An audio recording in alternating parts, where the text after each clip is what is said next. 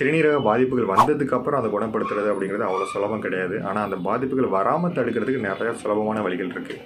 முதல்ல என்னென்ன பாதிப்புகளால் உங்களுக்கு சிறுநீரகம் பாதிக்கும் அப்படிங்கிறது கண்டிப்பாக தெரிஞ்சுக்கங்க. முதல் விஷயம் டயபெட்டிக் வந்து நீங்கள் கண்ட்ரோலாக இருக்கீங்களா? சாப்பாட்டுக்கு முன்னாடி கரெக்டாக இருக்கா? சாப்பாட்டுக்கு பின்னாடி கரெக்டாக இருக்கா? அவங்களுடைய HbA1c அப்படிங்கிறது கரெக்டாக இருக்கா? கரெக்டான மருந்து மாத்திரைகளை தான் எடுக்கிறீங்களா? மருத்துவரோட ஆலோசனை தான் எடுக்கிறீங்களா அப்படிங்கிறத தெரிஞ்சுக்கங்க. சுகர் கண்ட்ரோலாக இருந்தாலே உங்களுடைய கிட்னி டேமேஜுங்கிற லெவலுங்கிறது கண்டிப்பாக குறையும். ஒன்று. ரெண்டாவது ஹைப்பர் டென்ஷன். நிறைய பேர் வந்து கால் வீக்கத்தோடு வருவாங்க. நம்ம போய் டெஸ்ட் எடுத்து பார்த்தா யூரியா கிரிட்டின் லெவல் ரொம்ப அதிகமாக இருக்கும். அப்போ நம்ம செக் பண்ணி பார்க்கும்போது தான் பிபியோட லெவல் ஆல்ரெடி ஹையாகவே இருந்துகிட்டு இருந்திருக்கும். பிபி வந்து 110க்கு மேலே இருக்கிறது, ஹை ப்ரெஷர் வந்து 160, 140, 180க்கு மேலே இருக்கிறது, இந்த மாதிரியான லெவல் அதிகமாகிட்டே இருக்கும். அது ரொம்ப அதிகப்படியான ப்ரெஷர் இருக்க உங்களுடைய கிட்னி டேமேஜ் ஆகி கடைசியில் கால் வீக்கம் வந்ததுக்கப்புறம் தான் டெஸ்ட் எடுத்து பார்ப்பாங்க. அதனால் உங்களுடைய பிபியை கண்டிப்பாக செக் பண்ணி பார்த்துங்க. நீங்கள் நிறையா சின்ன பசங்களுக்கு பிபினால தான் வந்து கிட்னி பாதிக்குது. அதுக்கு நிறையா முக்கியமான காரணங்கள் நிறைய ப்ராசஸ் ஃபுட் எடுக்கிறது, ஃபேட் ஃபுட் எடுக்கிறது, நிறைய ப்ரிசர்வேட்டிவ் ஃபுட் எடுக்கிறது, நிறைய சால்ட் அதிகமான உணவு முறையில் எடுத்துக்கிறது, சுகர் அதிகமான உணவு முறையில் எடுத்துக்கிறது, நிறைய வெளி உணவுப் பொருட்களில் நிறையா கலரிங் ஃபுட் எடுத்துக்கிறது. இது எல்லாமே வந்து உங்களுடைய கிட்னியை பாதிக்கும், நிறைய இன்ஃப்ளமேஷனை ஏற்படுத்தும், சால்ட்டெல்லாம் ஹை பிபி அதிகப்படுத்தும், ஒபேசிட்டி அதிகப்படுத்தும், உடம்புல ஃபேட்டி லிவர் சேஞ்சஸ் ஏற்படுத்தும், இன்சுலின் ரெசிஸ்டன்ஸ் பிரச்சனை ஏற்படுத்தும். இது எல்லாமே சேர்ந்து உங்களுடைய உடம்புல கிட்னியை பாதிக்கத்தான் செய்யும். ஏன்னா அதிகப்படியான சால்ட்டு, அதிகப்படியான இந்த மாதிரியான கெமிக்கல் எல்லாமே ஃபில்டர் பண்ண முடியாமல், லோடு தாங்க முடியாமல் கிட்னி வந்து கண்டிப்பாக டேமேஜ் ஆகும். இல்லை கிட்னியில் ஒரு இன்ஃப்ளமேஷன் ஏற்பட்டாலும் ஆட்டோமேட்டிக்காக கிட்னி பாதிப்புகள் வரும். இல்லை அதிகப்படியான இந்த மினரல்ஸ், நம்ம கால்சியம், பாஸ்பரஸ் இதெல்லாம் ரொம்ப அதிகப்படியாக லோட் பண்ணிக்கிட்டே இருக்கும் அப்படின்னாலும் அதிகப்படியான ஸ்டோன் ஃபார்ம் ஆகிறது.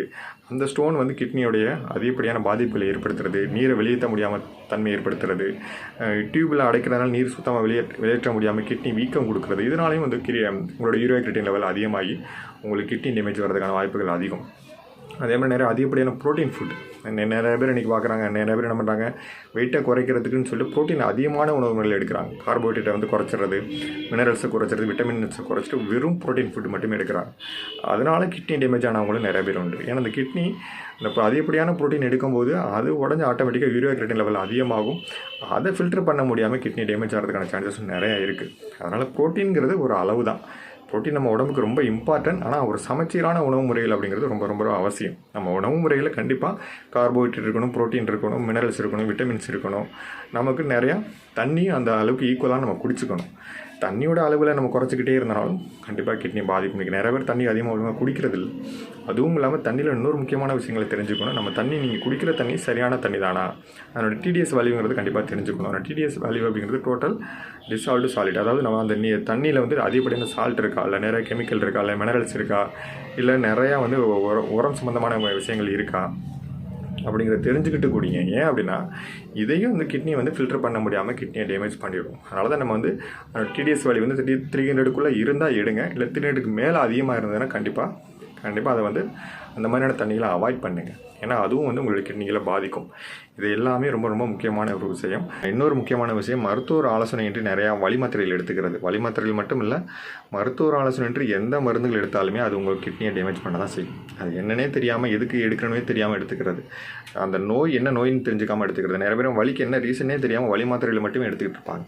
அது ரொம்ப ரொம்ப தவறான விஷயம். அதுவும் உங்களுடைய கிட்னியை பாதிக்கும். இன்னொரு முக்கியமான விஷயம், யூடி இன்ஃபெக்ஷன். ரொம்ப சிறுநீரக கிருமி தொற்று அப்படிங்கிறது ரொம்ப லாங் டைம் நீடிச்சுக்கிட்டே இருக்குது அப்படின்னாலும் அதுவும் உங்களுடைய கிட்னியை பாதிக்கும்.